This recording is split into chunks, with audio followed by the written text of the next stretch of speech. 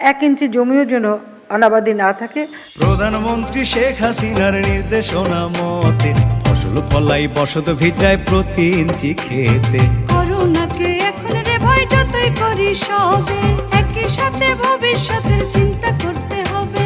কৃষি যন্ত্র ব্যবহারে সময় খরচ বাঁচে, সবাই মিলে ফসল ফলাই একসাথে এক ধাঁচে। কৃষি যন্ত্রে ভর্তুকি পাবে 70% পর্যন্ত।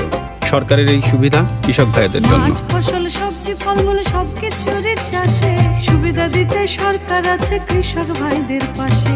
খেতে হবে নিরাপদ আর পুষ্টিকর খাবার, শরীর ও মন সুস্থ রাখা অবশ্যই দরকার। অবহেলায় বাদ যাবে না, অবহেলায় বাদ যাবে না 1 ইঞ্চিও জমি, করোনাকে জয় করবেই মোদের জন্মভূমি। মুজিব বর্ষের অঙ্গীকার, কৃষি হবে দুর্বার। 1 ইঞ্চি জমিও যেন অনাবাদি না থাকে। প্রধানমন্ত্রী শেখ হাসিনার নির্দেশনা মতে ফসল ফলাই বসত ভিটায় প্রতি ইঞ্চি খেতে। করোনাকে এখন রে ভয় যতই করি সবে, একই সাথে ভবিষ্যতের চিন্তা করতে হবে। কৃষি যন্ত্র ব্যবহারে সময় খরচ বাঁচে, সবাই মিলে ফসল ফলাই একসাথে এক ধাঁচে।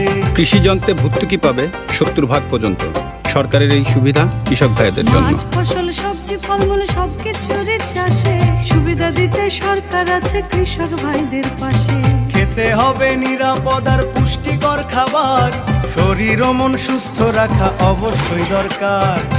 অবহেলায় বাদ যাবে না, অবহেলায় বাদ যাবে না 1 ইঞ্চিও জমি, করোনাকে জয় করবেই মোদের জন্মভূমি।